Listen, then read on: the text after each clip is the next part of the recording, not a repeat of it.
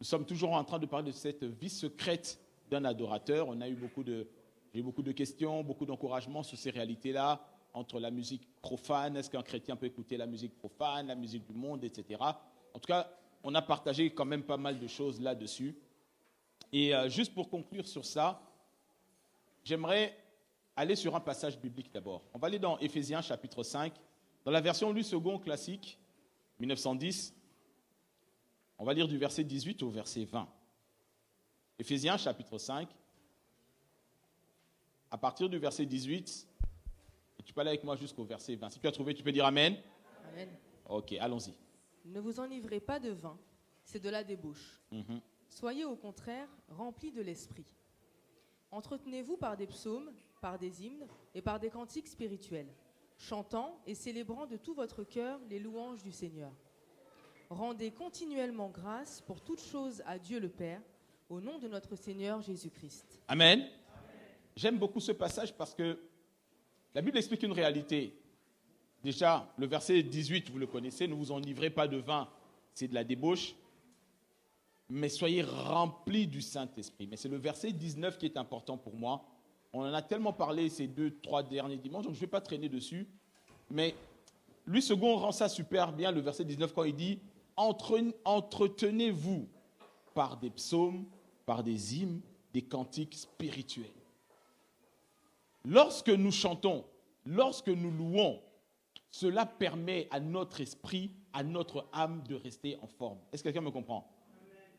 Ici, quand on parle de s'entretenir, et à l'esprit l'image d'un sportif de haut niveau qui s'entraîne, qui s'édifie, qui s'exerce, qui se fortifie. Le but de la louange, le but de l'adoration, le but de la musique, le but de ce que nous faisons, c'est de garder notre esprit connecté aux réalités spirituelles. Et j'aime ce verbe « entretenir ». C'est vraiment important. Alléluia. Donc, tu ne peux pas. Ici, on nous dit très clairement, ce sont des cantiques spirituels, c'est-à-dire inspirés par le Saint-Esprit. Des psaumes venus directement de la parole de Dieu. Ça doit être notre nourriture au quotidien. Ça, ce doit être des choses qui doivent rentrer quotidiennement dans nos oreilles. Est-ce que l'Église me comprend? Amen, amen. Et donc, je vais encourager l'Église à comprendre ces réalités. Alors, je vais encore expliquer cette chose. On est en train de parler sur la vie secrète d'un adorateur. Alléluia. La vie secrète d'un adorateur. Et notre passage de base, on peut relire ça, Amos chapitre 9, verset 11. Amos chapitre 9, le verset 11, le Seigneur dit, en ce temps-là, je relèverai. Quand Darby rend ça bien, il parle du tabernacle de David. Dites-moi le tabernacle de David. Le tabernacle de David, c'est un secret tellement puissant que Dieu nous a gardé pour les temps dans lesquels nous sommes aujourd'hui. Je l'explique à chaque dimanche. Il y a le tabernacle de Moïse et le temple de Salomon. Et entre les deux, il y a le tabernacle de David.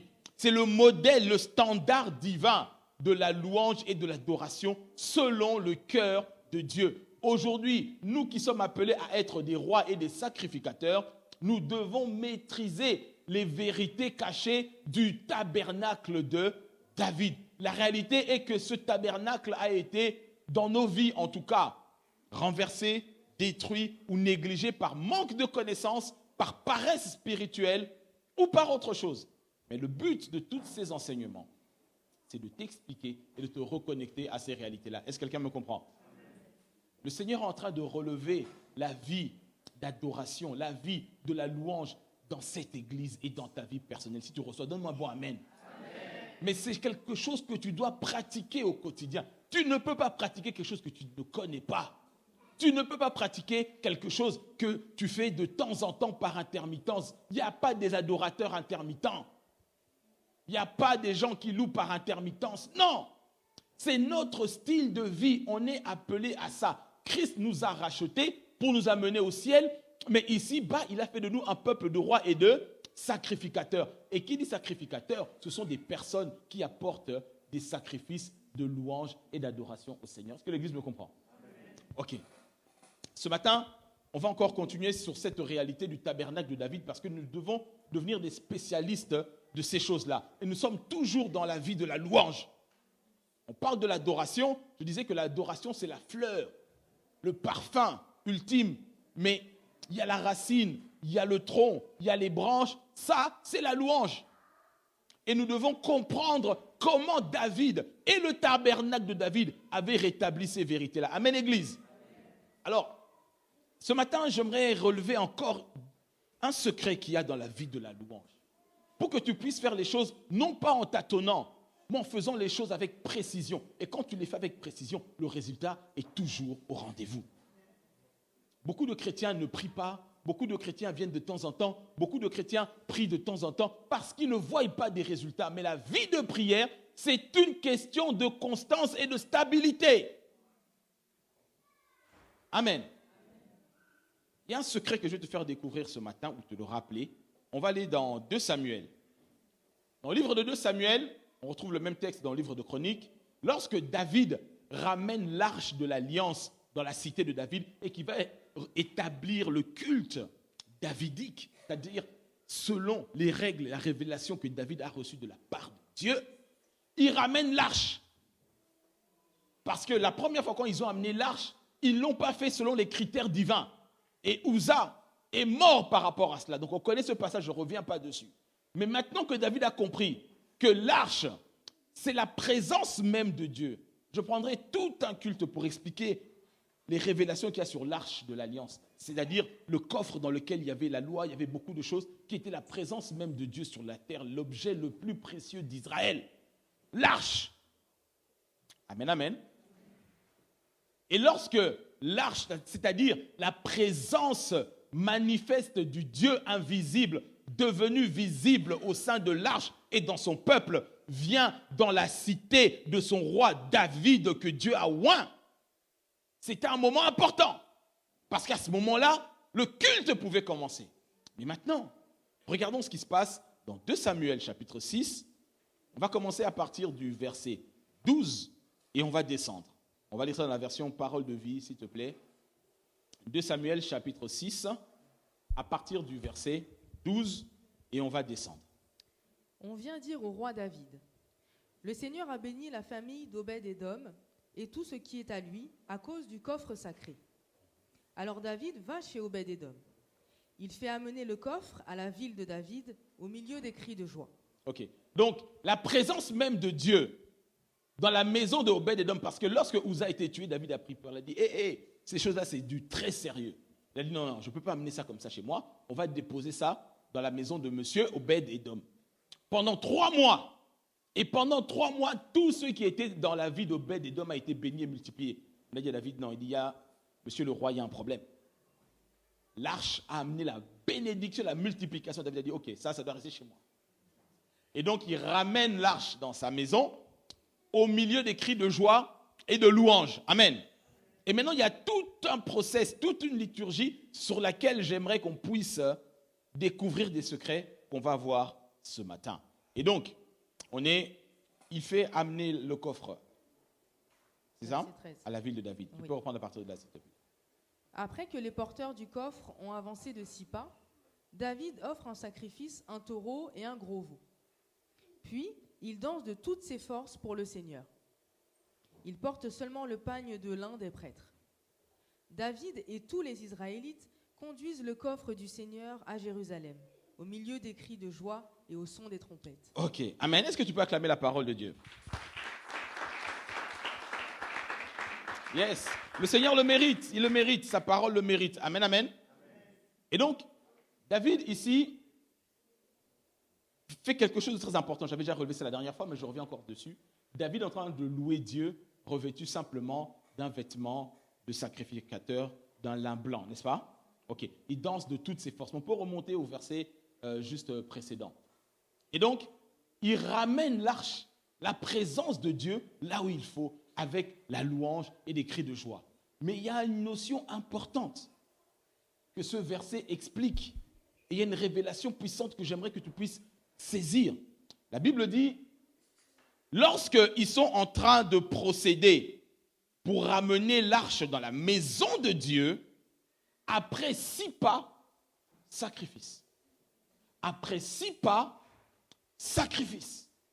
Malgré la distance, donc imaginez le nombre d'animaux que David a dû sacrifier pour amener la présence de Dieu dans sa maison. Ce que je veux que tu comprennes ce matin, c'est qu'il n'y a pas de vraie vie de louange s'il n'y a pas une culture de vie de sacrifice. Je recommence. Je dis, il n'y a pas de vraie vie de louange et d'adoration s'il n'y a pas, quand je parle de culture, c'est-à-dire c'est la manière de vivre et de faire les choses. C'est-à-dire que louer Dieu simplement avec les paroles, ça ne suffit pas. Est-ce qu'on me comprend? Louer Dieu simplement avec les mots, ça ne suffit pas. Même si le livre d'Hébreux nous dit, oui, ce sont des sacrifices de louange avec nos paroles, mais les paroles seules ne suffisent pas. Toi, tu dis que j'ai la foi, mais moi, je te démontre ma foi par mes œuvres. Est-ce que quelqu'un me comprend? Donc, ici, David instaure une réalité profonde que nous devons comprendre, c'est que lorsque nous louons Dieu, selon les critères et les standards divins, nous devons associer notre cœur, notre âme, notre esprit, mais on ne vient jamais dans la présence de Dieu les mains vides. Parce que Dieu est un grand roi. Est-ce qu'on me comprend? Dans le livre de Romains, la Bible dit, je vous exhorte, Romains chapitre 12 à partir du premier verset, et j'aime bien ça dans la version parole vivante, la Bible dit, à cause de cela, de la bonté de Dieu, de ce que Dieu a accompli dans ta vie, offrons au Seigneur un sacrifice qui lui convient, c'est-à-dire nous-mêmes, un sacrifice vivant. Est-ce que quelqu'un me comprend? C'est dans Romains chapitre 12. Ça veut dire que le but de tous ces enseignements, la vie secrète d'un adorateur, c'est de t'apprendre comment adorer Dieu selon le modèle et le standard divin. Pas selon tes émotions, pas selon tes sentiments. David l'a reçu par révélation, la Bible nous l'a transmise et le rôle du pasteur, de l'enseignant, c'est de l'expliquer au peuple de Dieu pour que ta vie s'épanouisse parce que les mêmes recettes fonctionnent toujours. Tu prends du café et du lait, ça te donne du café au lait. Est-ce que quelqu'un me comprend? Que tu sois content ou pas, qu'il pleuve partout, en Afrique, aux États-Unis, partout, café plus lait, ça donne café au lait. Donc quand tu appliques les vérités bibliques selon les normes de Dieu, ça fonctionne toujours. Est-ce que quelqu'un me comprend?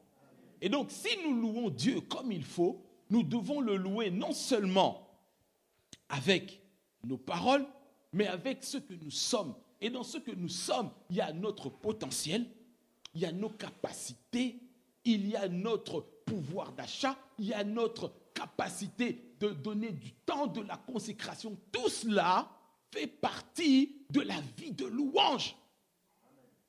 Quelqu'un comprend?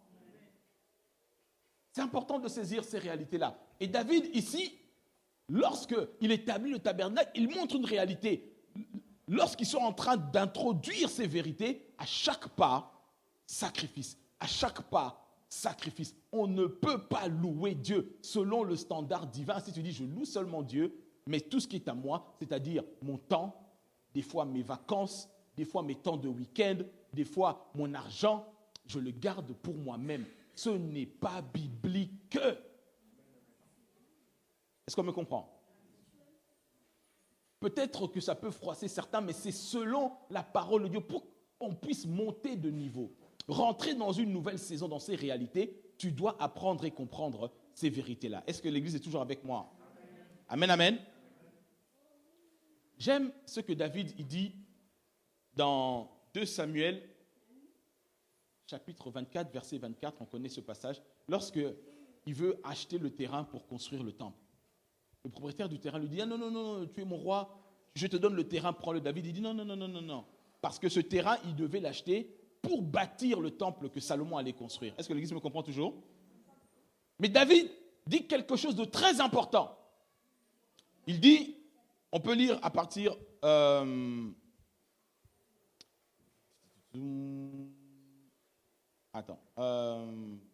va gagner du temps parce que j'ai beaucoup de versets. David il dit quelque chose que je veux que tu retiennes. Il dit, je n'offrirai pas à mon Dieu un sacrifice qui ne me coûte rien. Est-ce qu'on me comprend? Il dit, je n'offrirai pas à Dieu un sacrifice qui ne me coûte rien. C'est-à-dire, il avait une telle considération de son Dieu notre Dieu, qui ne pouvait pas concevoir qu'on puisse donner à l'Éternel des pourboires.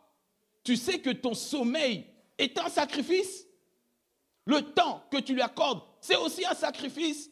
Le temps des vacances que tu peux lui accorder, c'est aussi un sacrifice. Mais si tu sers Dieu, tu lui donnes que ce qui ne te coûte rien, cela n'a pas de valeur devant Dieu. Comme beaucoup de gens ont l'habitude de faire, juste avant de dormir, il a tellement sommeil. Seigneur, bénis-moi, bénis mon sommeil. Amen. Au nom du Père et du Fils et du Saint-Esprit, il dort. Et après, quand les démons t'attaquent, tu es étonné. Tu donnes à Dieu des pourboires. Calcule seulement le temps que tu passes à regarder 5-6 épisodes de ta série. Et quel est le temps que tu donnes à Dieu? Tu vas voir que tu lui donnes des centimes, des centimes. Mais la mentalité de David dit, Dieu est tellement bon pour moi que je ne peux pas lui donner quelque chose qui ne représente rien. Et quand on loue Dieu avec cet état d'esprit, Dieu descend. Ce n'est pas une question de montant. Quand je parle de montant pécunier, mais c'est une question d'attitude de cœur. Est-ce qu'on me suit? Lorsque Dieu introduit la notion de l'adoration, on sait ça dans le livre de Genèse chapitre 22, lorsque Abraham va sacrifier Isaac, il dit, mon fils et moi, nous montons sur la montagne pour adorer. Donc il n'y a pas de louange ou d'adoration s'il n'y a pas de sacrifice. C'est pour ça qu'il a dit, il a fait de nous un peuple de rois et de sacrificateurs. Un sacrificateur, c'est quelqu'un qui offre des sacrifices. Et le terme sacrifice, ça signifie quelque chose qui a de la valeur. Alléluia. Est-ce que l'Église me comprend? Il y a des personnes qui ont sacrifié leur jeunesse pour servir Christ. C'est un sacrifice. Il y a des bien-aimés qui ont sacrifié leur intégralité, leur vie sexuelle ou intime, pour dire jusqu'au mariage, je serai consacré au Seigneur. C'est un sacrifice. Est-ce qu'on me suit? D'autres diront, quoi qu'il arrive, tous les dimanches matins, je serai là. Il peut très bien aller jouer au football à Paris, il peut très bien aller se promener dans le parc, il peut très bien aller à Disney, il peut très bien aller au parc Astérix, il peut très bien aller se promener dans Paris, faire les marchés, etc. Il dit non, je suis dans la maison de Dieu. Et pourtant, il a travaillé 48 heures semaine ou même plus. Dis avec moi la culture du sacrifice. J'ai envie de vraiment réexpliquer ces réalités au peuple de Dieu ce matin. Quand on parle de sacrifice, là je parle un peu de la notion du temps, de la consécration, de tout ce qui nous est précieux, d'accord? Mais il y a aussi la notion des choses que Dieu a établies dans son Église, comme les dîmes, offrandes, prémices, qu'ils font. Vraiment, comprenez-moi bien. Cela fait partie de ta louange et de ton adoration. Une adoration, une louange où il n'y a pas, en prolongement de ce que tu es. Romains, chapitre 12, l'explique, il dit, on s'offre nous-mêmes comme un sacrifice vivant. Laisse-moi t'expliquer cette vérité si tu ne la connais pas. Pourquoi le Seigneur nous demande d'apporter dans sa maison des trésors, de l'argent et tout ça, etc. Parce que notre argent nous représente. Est-ce qu'on me suit? Au-delà du fait d'avoir de l'argent dans la maison de l'Église, mais notre argent nous représente. Pourquoi? Parce que Genèse chapitre 3 établit que nous mangeons le pain à la sueur de notre front, n'est-ce pas? Cette sueur vient de l'intérieur de l'homme. Et la sueur a la même composition, on va dire, salée, tout ça que le sang. La sueur représente le sang. Et quand on apporte notre argent dans la maison de Dieu, notre offrande, quand on bâtit un autel, quand on apporte des dons, cela est une prolongation, prolongement, translation de ce que nous sommes. L'Église me comprend? Et dans tout ce que le Seigneur nous demande de faire dans le culte davidique, dans le culte selon la volonté de Dieu, le tout premier niveau, ce sont les dîmes. Alors que pour beaucoup de chrétiens, la dîme, c'est comme si c'était le Pérou. Mais en réalité, c'est le premier niveau qui doit être joint à notre louange. Dis avec moi la vie secrète d'un adorateur. Ce matin, laisse-moi t'apprendre ces pratiques-là pour que tu comprennes pourquoi on fait cela. Je vais te donner quelques points pour t'éclaircir. Pourquoi Dieu établit par exemple la notion de la dîme et des prémices et des offrandes. Premier point, Dieu a établi la notion de la dîme pour honorer Dieu. Alléluia. Dieu ne l'a pas établi pour autre chose, d'abord pour honorer Dieu. J'ai envie de dire ceci, c'est le canal de bénédiction par excellence. Ça ouvre la porte. Dieu établit cela d'abord pour que nous puissions l'honorer. Et même dans le jardin d'Éden, ça commence là. Dieu met toutes sortes d'arbres, mais il dit, il y a un arbre qui m'appartient. Quelqu'un dit avec moi, principe divin. Il dit, tu peux manger de tout. Là, il y en a un qui m'appartient. On peut lire ce verset que nous connaissons bien, j'aime bien ça dans la version Semeur, Proverbe chapitre 3, versets 9 à 10. Proverbe chapitre 3, versets 9 à 10. Honore l'Éternel en lui donnant une part de tes biens et en lui offrant les prémices de tous tes revenus. Alors tes greniers regorgeront de nourriture et tes cuves déborderont de vin. Laisse-moi t'expliquer. Le Seigneur a établi la dîme pour notre bien et bénéfice à nous d'abord. Laisse-moi t'expliquer. Le royaume de Dieu n'est pas dans la crise. Est-ce qu'on me comprend? Mais c'est un canal de bénédiction pour nous. Et il dit très bien ici, honore Dieu. Le problème, c'est que pour beaucoup de chrétiens, soit on est mal enseigné, soit on a été escroqué, je pèse bien mes mots, escroqué par des évangiles bizarres sur ces réalités. On dit, moi maintenant, je ne veux plus, n'entends plus parler de ça. Alors arrache ces pages de ta Bible. Mais elles demeurent vraies. Est-ce qu'on me comprend? Je suis passé par des assemblées où il y avait, même les pasteurs ne croyaient pas en ces réalités-là. Et ça a amené des sécheresses bizarres. Moi-même, j'ai traversé des moments difficiles parce qu'on m'a toujours dit, quand tu apportes ta dîme, c'est un impôt, c'est une taxe que tu dois amener au Seigneur. Et j'amenais ça comme toi, je faisais la tête quand j'amenais ça. Et je n'étais pas béni. J'obéissais dans la forme, mais le fond, je n'étais pas béni. Pourquoi? Parce qu'on n'avait pas pris le temps de m'expliquer. Et je n'ai pas eu le temps d'éprouver ces choses-là sur la longueur. Est-ce qu'on est toujours ensemble, l'Église? Et donc, la première chose, tu dois comprendre que Dieu a établi cela pour l'honorer. On l'honore comment? Dans la louange et dans l'adoration. C'est pour ça que ça en fait pleinement partie. La Bible dit, honore Dieu en lui donnant une part de tes biens. Cette part-là, au départ, c'est déjà la dîme. Parce qu'en réalité, la dîme ne nous appartient pas. Elle appartient à Dieu. Je vais expliquer. Dans ce même texte, la Bible dit, honore l'Éternel en lui donnant une part de tes biens et en lui offrant les prémices. Donc là, on monte de niveau. Dis avec moi, niveau supérieur. Il lui dit, dans ce verset, honore l'Éternel en lui donnant une part de tes biens. On comprend principalement la dîme. En lui offrant les prémices de tous tes revenus. Les prémices, c'est la meilleure part. Celles qui viennent de toi. La dîme n'est pas de toi parce qu'elle n'est pas à toi. Est-ce qu'on me comprend? C'est-à-dire sur les 1000 euros que tu peux toucher, les 100 là, c'est d'abord à Dieu et je t'expliquerai pourquoi. Mais les prémices, c'est toi. La dîme ne peut pas être 300 euros si tu gagnes 1000 euros. Ce n'est pas la dîme, ça. La dîme, c'est 1/10. 1/10. Ce que tu donnes par-dessus, la meilleure part de ce que tu voulais faire, de ce que tu devais donner à Dieu, ce que ton cœur a résolu, on appelle ça les prémices. Et nous ici, on pratique ces réalités. Amen. Amen, amen. Donner à Dieu la meilleure part. Ça vient de ton cœur. Et ça touche le cœur de Dieu. Parce qu'en réalité, tu ne peux pas toucher mon cœur en me donnant ce qui m'appartient déjà. Je ne sais pas si quelqu'un me comprend. Tu ne peux pas toucher mon cœur en me donnant ce qui m'appartient déjà. Je te donne mon ordinateur. Tu dis, pasteur, je te bénis en te donnant ton ordinateur. C'est ce que nous faisons.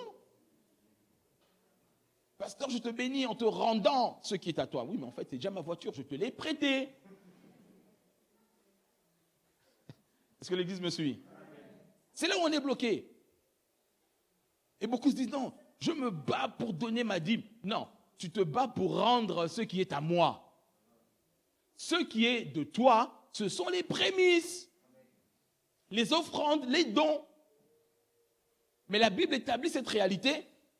Dieu a établi la notion de sacrifice dans les cultes, c'est-à-dire dîmes, offrandes, prémices, d'abord pour honorer Dieu. C'est pour notre bénéfice à nous, parce que lui-même il dit, j'honore ceux qui m'honorent.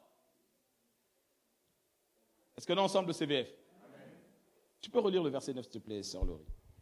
Honore l'Éternel en lui donnant une part de tes biens et en lui offrant les prémices de tous tes revenus. De quoi? De tous.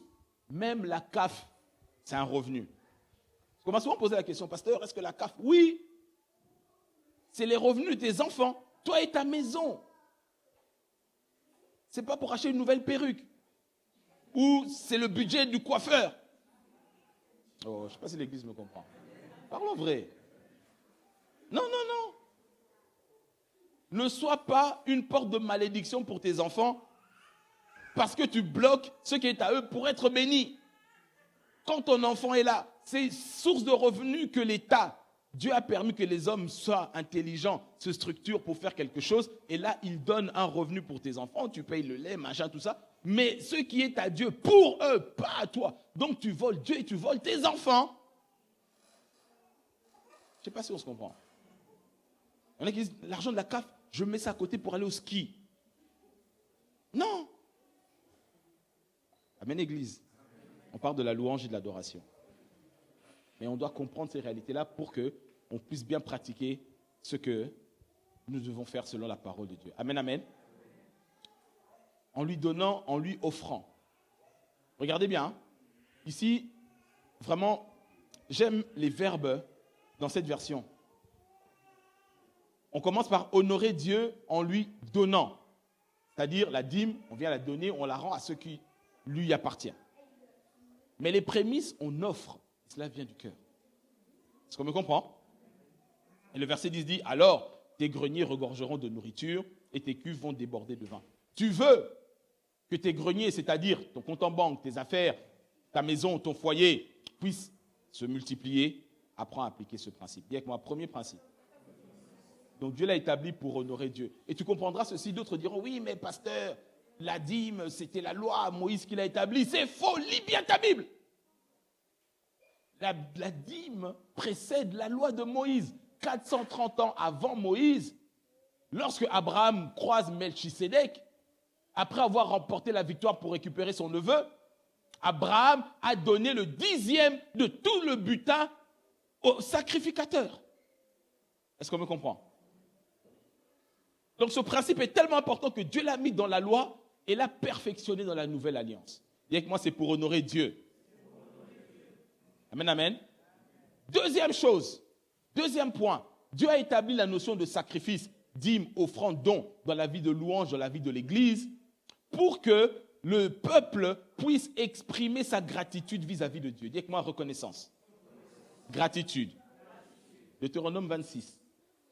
Par avec moi dans Deutéronome 26, on va commencer à partir du premier verset. Semeur toujours, s'il te plaît. Deutéronome, chapitre 26, du 1er au 5e verset. Donc on comprend ici, on est parti d'Amos, on parle du tabernacle. Lorsque David établit le tabernacle, on voit qu'il y a une suite logique de sacrifices. Quand tu regardes la distance et les sacrifices qui sont faits, chaque 6 pas, chaque 6 pas, chaque 6 pas. Le nombre 6 dans la Bible, c'est le nombre de l'homme. Pour que l'homme puisse être agréé par Dieu, c'est des sacrifices. Est-ce qu'on comprend mieux? Ok. Maintenant, premièrement, Dieu a établi cette norme de dons, d'offrandes et de dîmes. Je dis que le dîme, c'est le premier niveau. Premièrement, pour honorer Dieu. Deuxièmement, pour qu'on puisse lui exprimer notre gratitude. Vas-y, tu peux lire s'il te plaît. Lorsque vous serez arrivés dans le pays que l'Éternel, votre Dieu, vous donne comme patrimoine, lorsque vous en aurez pris possession et que vous y serez installés, chacun de vous prélèvera une part de tous les premiers produits du sol qu'il aura récoltés dans le pays que l'Éternel, votre Dieu, vous donne.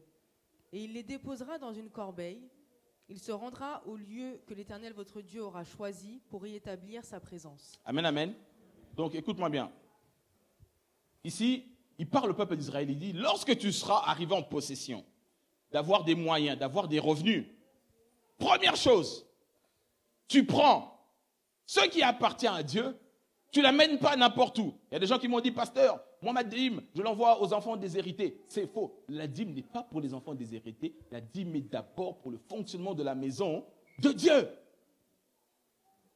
Est-ce qu'on me suit? Et quand je parle de dîme, je parle des prémices, tout ce qui va avec. Les dons de ta propre libéralité, Croix-Rouge, Site d'Action, tu en fais ce que tu veux. Le même Seigneur Jésus dit, il faut rendre à César ce qui est à César et à Dieu ce qui est à Dieu. Ça, c'est dans la Bible. Ce n'est pas un rappeur français ou américain qui dit ça. Donc, la Bible nous dit ici, lorsque tu seras rentré en possession de ton nouveau travail, de ton nouveau job, dans tes affaires, tu vas grandir dans ces réalités-là. Lorsque tu prendras les premières parties, donc dans les premières parties, il y a les dixièmes qui appartiennent à Dieu et les prémices, tu vas aller trouver le sacrificateur en fonction, c'est-à-dire l'église locale là où Dieu t'a établi. Est-ce qu'on me comprend? Et tu lui diras, vas-y, je déclare. Je déclare aujourd'hui devant l'Éternel ton Dieu que je suis entré dans le pays que l'Éternel avait promis par serment à nos ancêtres de nous donner. Le prêtre prendra la corbeille de sa main et la déposera devant l'autel de l'Éternel votre Dieu. Alors tu prendras la parole et tu diras devant l'Éternel ton Dieu. Écoute bien ceci. C'est-à-dire que quand on apporte notre dîme, même si tu le fais par virement, mais l'état d'esprit de ton cœur, c'est un état d'esprit de gratitude et de reconnaissance. Pourquoi? Parce qu'à chaque fois que nous sommes reconnaissants vis-à-vis de Dieu, le temps qui n'est pas linéaire mais circulaire recrée la même bénédiction. Est-ce qu'on comprend ce secret? Vous ne comprenez pas. Dès qu'on parle d'argent, les francophones se refroidissent. Est-ce qu'on me suit? Cela fait partie pleinement de la liturgie biblique. La Bible dit, lorsque tu apportes ta dîme, même si c'est 10 €, tu dis, Seigneur, merci. Cette reconnaissance, cette louange ouvre une porte dans l'éternité et à chaque fois que tu le fais, le cercle du temps se répète. C'est vrai que Dieu a établi cela pour notre bénéfice. Est-ce que l'Église me comprend toujours mieux? Ok, donc il dit, tu vas dire ceci. Donc même quand tu apportes ta dîme et tu la déposes dans le panier, dis quelque chose dans ton cœur, dis quelque chose dans ta bouche, même quand tu fais un virement. C'est comme cela que Dieu attend que nous puissions le faire. Et tu le fais avec action de grâce. Tu diras, mon ancêtre était araméen errant. Il s'est rendu en Égypte. Il a été immigré. Il a été sans papier. Il était à la préfecture. Jusqu'il a été régularisé. Il n'y a pas d'amen, hein? Ok, pas grave. Je dis ceci. Est-ce qu'on se comprend? Il dit, il est émigré avec une poignée d'hommes.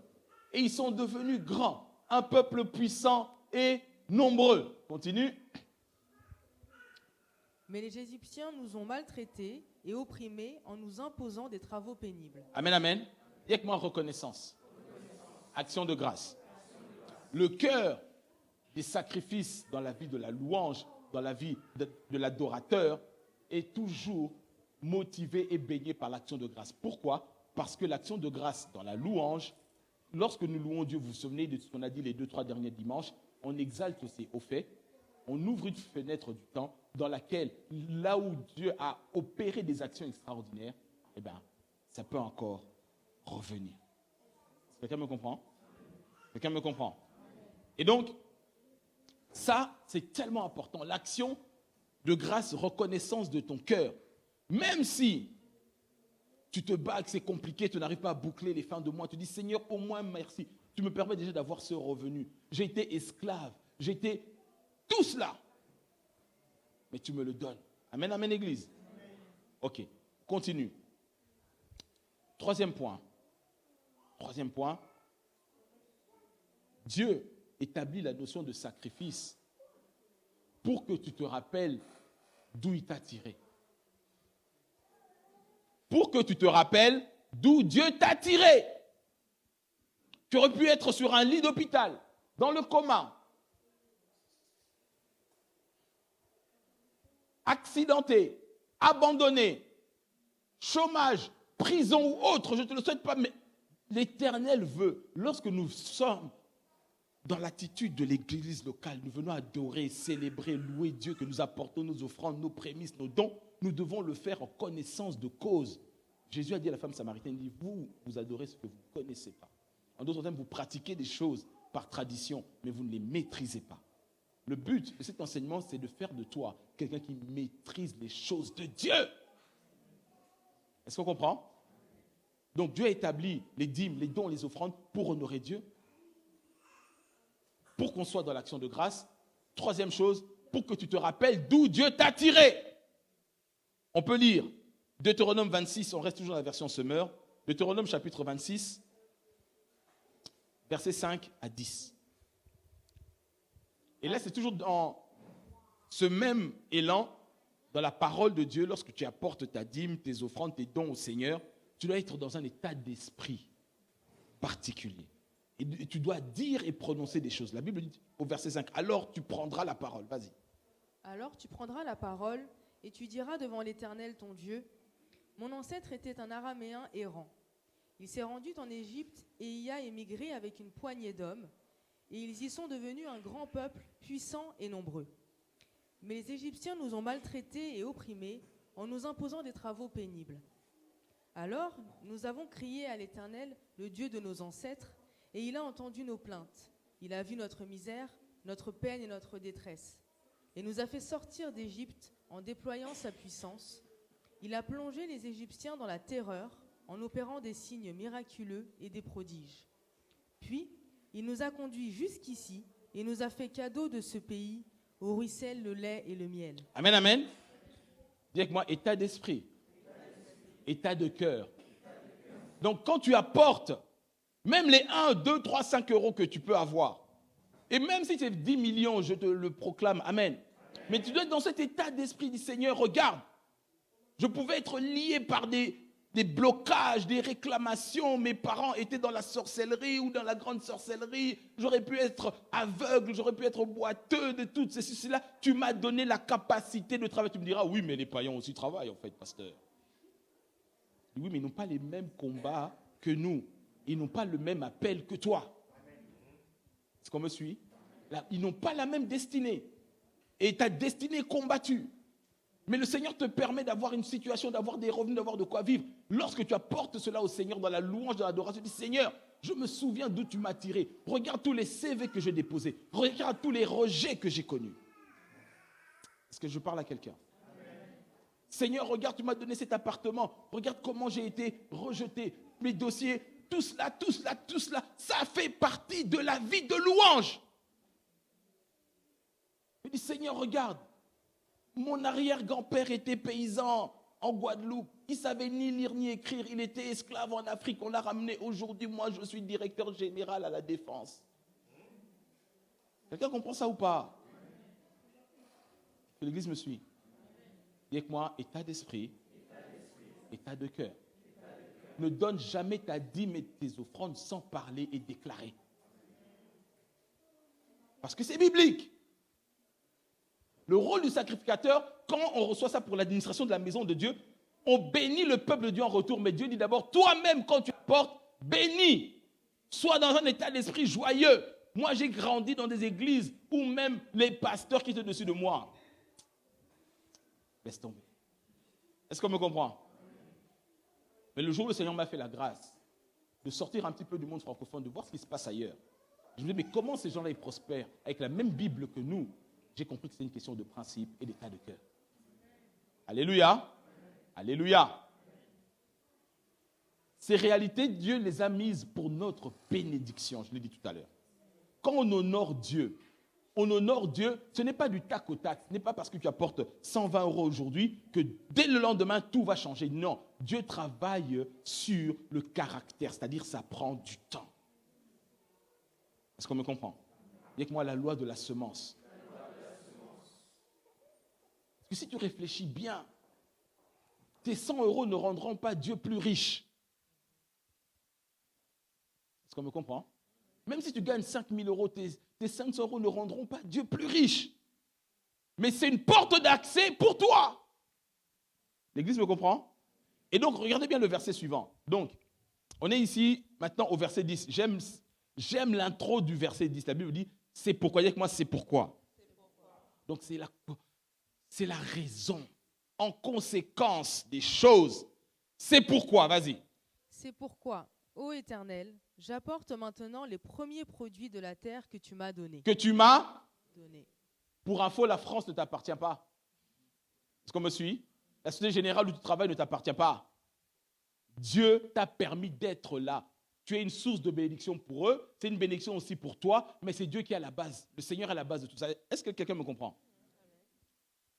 Il dit, quand je comprends tout cela, par conséquence, c'est évident pour moi, Seigneur, je viens maintenant t'apporter les premiers fruits. C'est-à-dire, ici quand on parle de premiers fruits, qu'on se comprenne, pasteur, tu mélanges dîmes, offrandes, prémices. Non, non, non, non.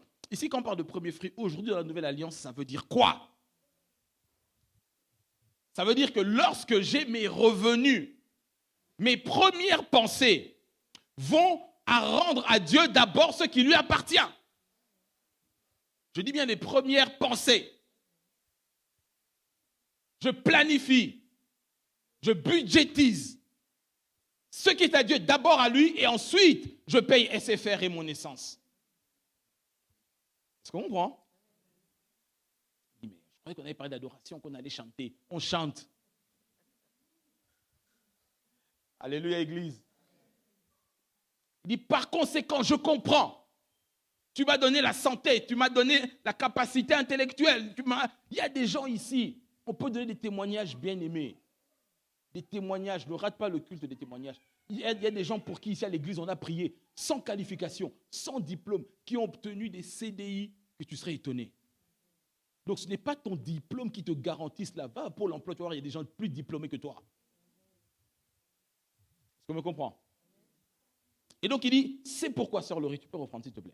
C'est pourquoi, ô Éternel, j'apporte maintenant les premiers produits de la terre que tu m'as donnés. Après cela, tu déposeras la corbeille devant l'Éternel ton Dieu, et tu te prosterneras devant lui pour l'adorer. Tu te prosternes pour L'adorer. Tu comprends? Dîmes, offrandes, dons sont connectés à l'adoration. Je ne sais pas si l'église me suit. On a tellement été, je reprends un terme que tous les jeunes, parce que moi j'ai des jeunes ados, maintenant je comprends, on a tellement été matrixés. Quelqu'un comprend? Hein, vous faites, vous savez bien. On a été matrixés sur ces réalités-là. Dis, ah non, non, non, moi j'ai été déçu, moi j'ai été volé, moi j'ai... La Bible dit, quand tu apportes ta dîme et t'offrande, agenouille-toi et adore. Parce que les deux sont connectés. Dis à ton voisin, lorsque tu apportes tes dons, tu apportes ton adoration. On me suit? L'adoration complète ne peut pas se dissocier de la réalité des dîmes, offrandes, dons et prémices. Et ici, la Bible nous explique comment et pourquoi. Amen, amen. Quatrième point, Dieu a établi cette réalité pour nous apprendre à dépendre de lui. Alléluia. Pour nous apprendre à dépendre de lui. Concrètement, ça veut dire il nous apprend à vivre et à marcher par la foi. Amen, amen. Il nous apprend à vivre et à marcher par la foi. J'aime ce passage, vous connaissez cela avec Élie et la veuve. Dans 1 Roi 17, toujours semeur, verset 13 à 16, s'il te plaît. Élie reprit, sois sans crainte, rentre, fais ce que tu as dit. Donc vous connaissez ce passage, n'est-ce pas? C'était la famine, il n'y avait pas d'emploi. Tout le monde était confiné à cause de la sécheresse. Est-ce qu'on me comprend? Il n'y avait plus rien. Mais Élie va voir cette dame. Dieu dit, tu vas aller chez elle. Il lui restait qu'un peu d'huile et de farine. Elle dit, je vais faire à manger pour moi et mon fils. Après, c'est terminé.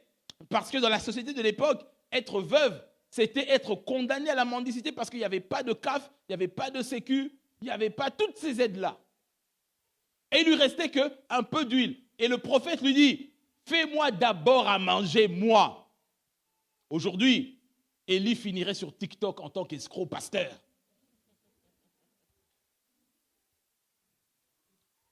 Est-ce qu'on se comprend?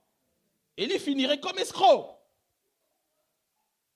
Il dit non, je vois bien qu'il ne te reste plus qu'un peu d'huile et de farine, après c'est la mort. Donne d'abord à l'église. C'est ça que ça veut dire.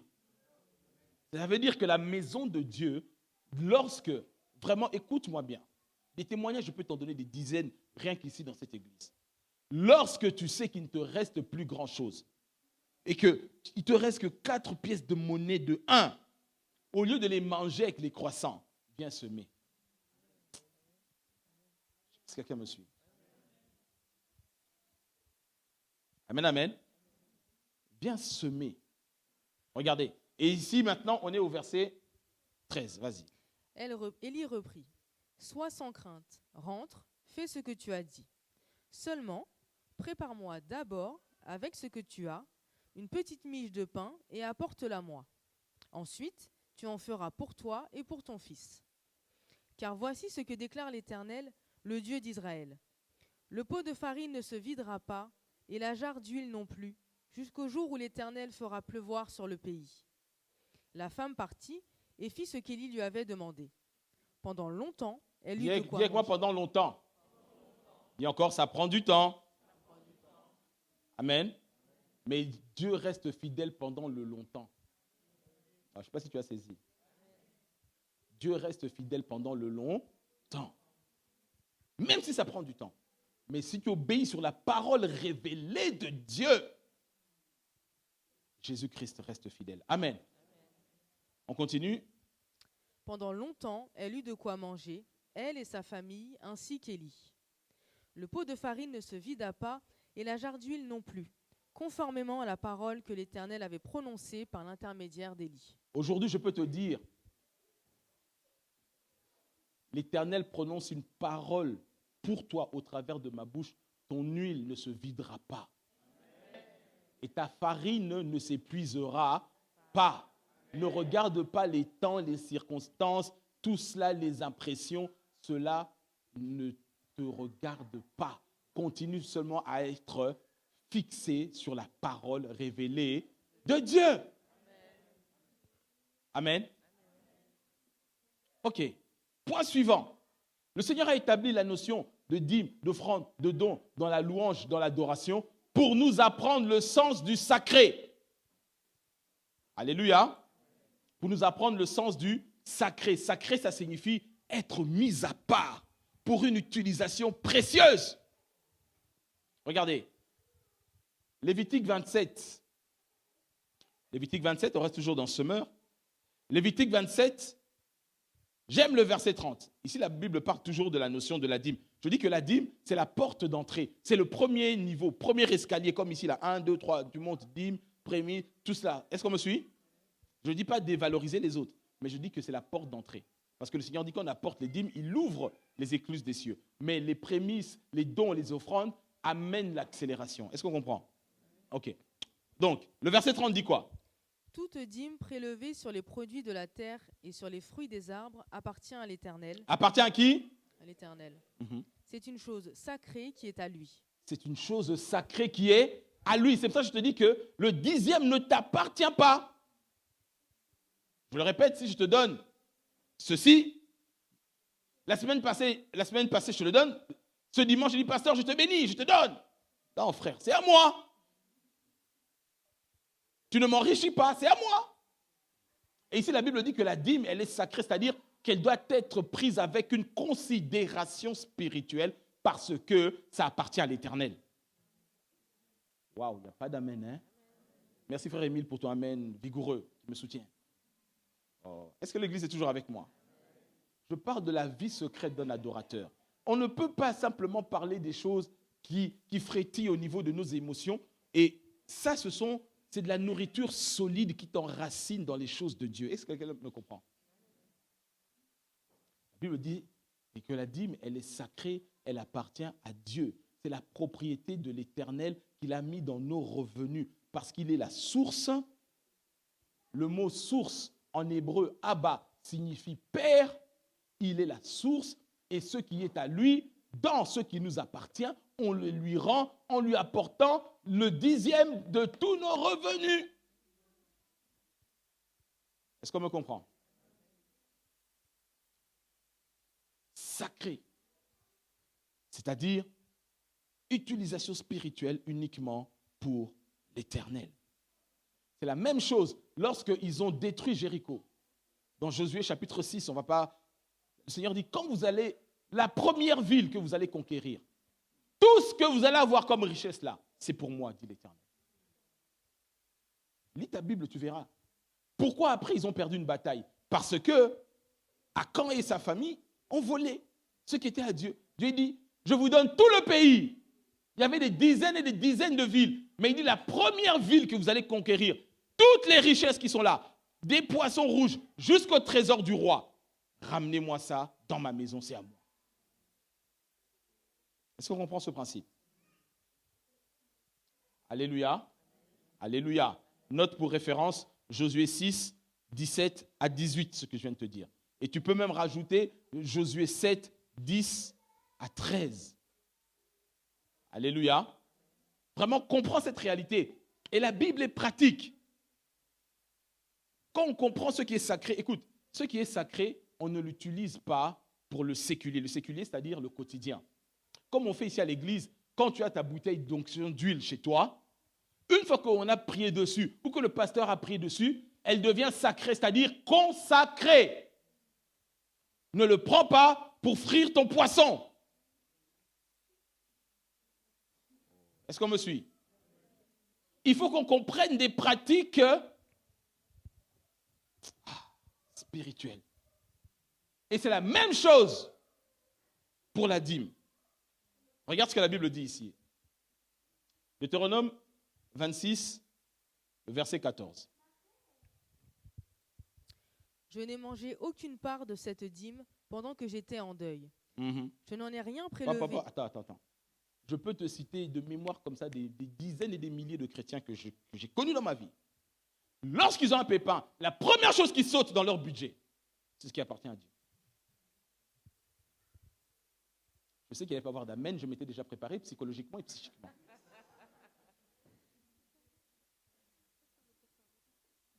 Je sais que ce n'est pas ton cas. Je dis, moi, j'ai connu des gens comme ça.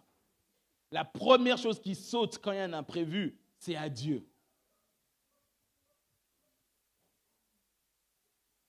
Est-ce qu'on me comprend? Il dit, je n'ai rien mangé de cet argent, de cette part, même quand j'étais en deuil. Tu peux reprendre le verset 14, s'il te plaît, sœur Laurie. Je n'ai mangé aucune part de cette dîme pendant que j'étais en deuil. Je n'en ai rien prélevé pour un usage impur, ni rien donné pour un mort. J'ai obéi à l'Éternel, mon Dieu. J'ai fait tout ce que tu m'as ordonné.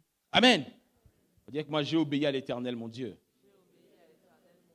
Le but de cet enseignement, bien aimé, on peut continuer sur beaucoup de choses, mais je veux solidifier ta vie de louange et d'adoration.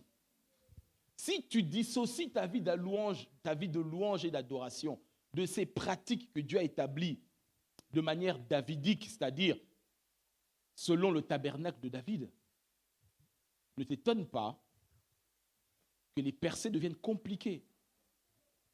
Alléluia. Quand il y a des difficultés, quand il y a des tempêtes ou des imprévus, que la part de Dieu ne soit pas la première chose qui saute. Parce que ce n'est pas à toi. Ça appartient à l'Éternel. Quand on dit elle est sacrée, ça veut dire, c'est pas qu'on s'agenouille devant la dîme. Non, mais quand on apporte notre dîme, notre offrande, nos prémices et nos dons, nous l'apportons dans une atmosphère d'adoration, de consécration, dans la maison de Dieu, parce que c'est à lui et pas à nous. Est-ce que l'Église de Dieu est toujours avec moi? Dis à ton voisin, la part de Dieu reste la part de Dieu.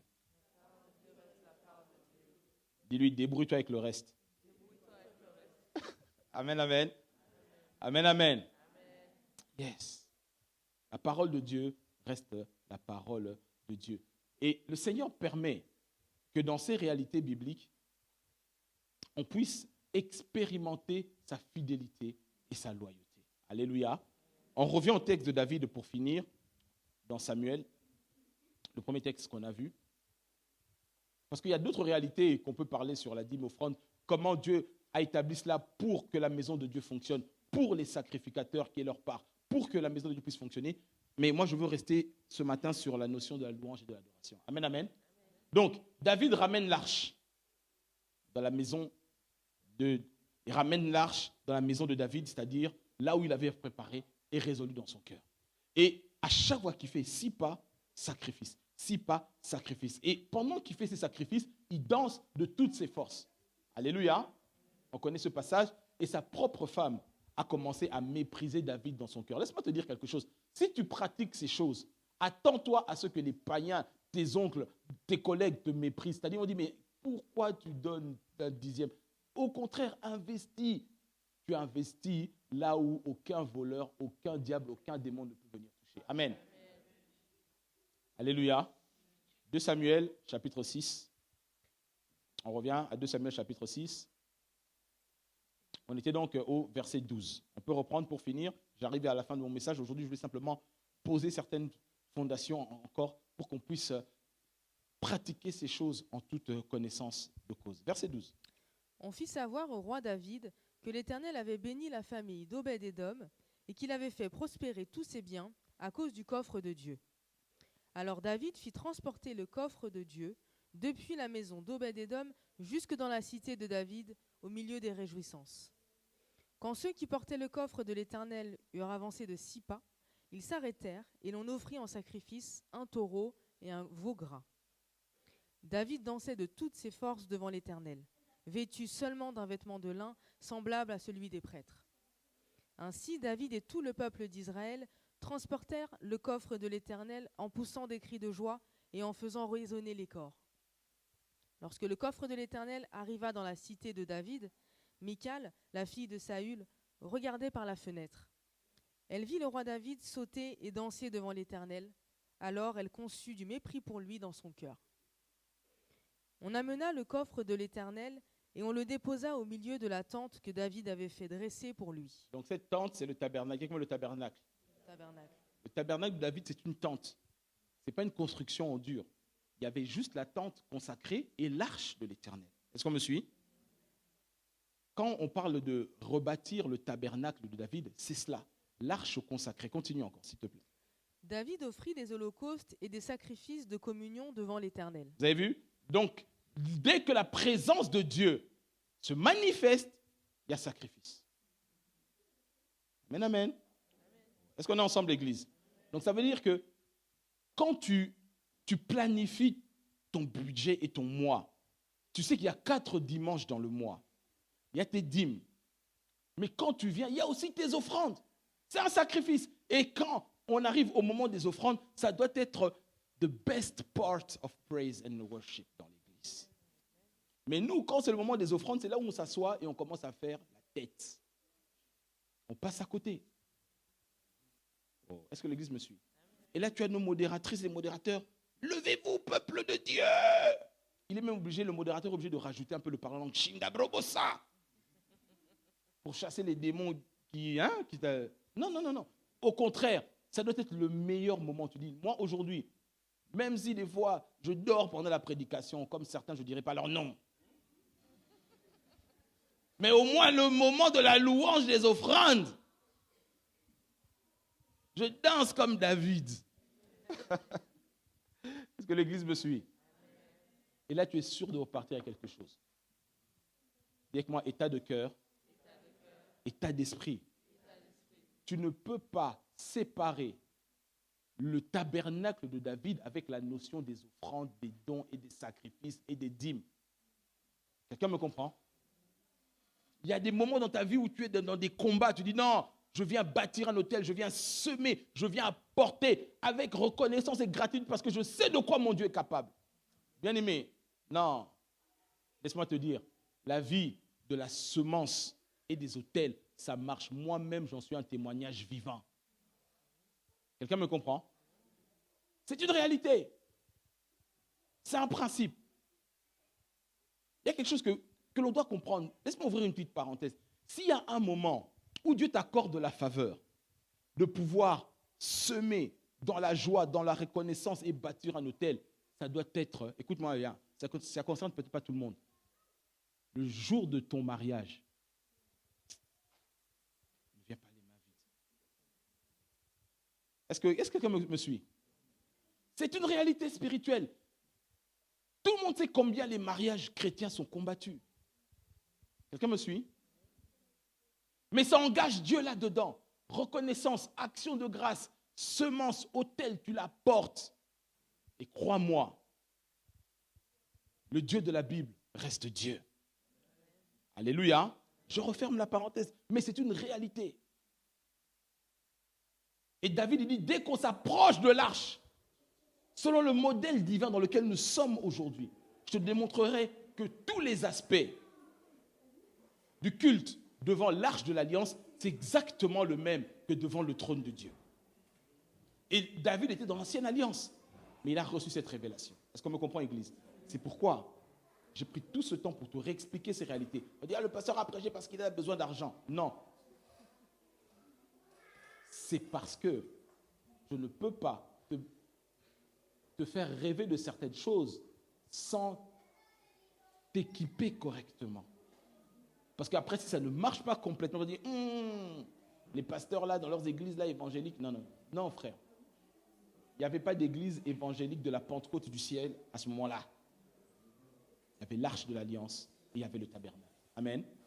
On termine juste rapidement, sœur Laurie, on est à quel verset? 18. 18.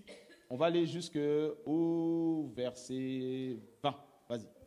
Quand David eut achevé d'offrir ses sacrifices, il bénit le peuple au nom de l'Éternel, le Seigneur des armées célestes. Je vous ai dit que David était le seul à avoir été roi, prophète et sacrificateur, n'est-ce pas?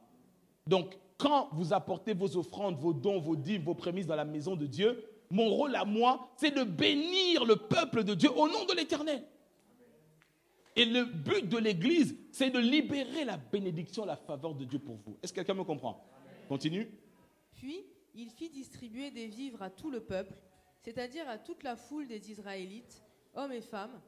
Chacun reçut une miche de pain, une portion de viande rôtie et une masse de raisins secs. Après cela, chacun retourna chez soi. Amen.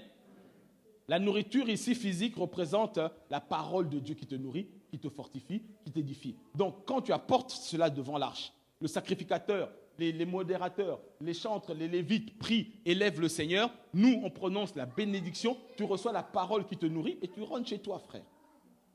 Est-ce qu'on comprend le principe de ces réalités? Est-ce que l'Église me comprend ce matin? Amen, amen. Amen, amen. Dis avec moi la vie secrète d'un adorateur. Ça, ce sont des pratiques secrètes qu'on n'explique pas, qu'on ne prend pas le temps d'expliquer au peuple de Dieu.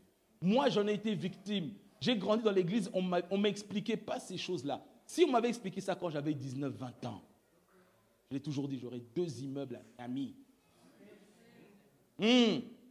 Peut-être même j'allais acheter une équipe de basket.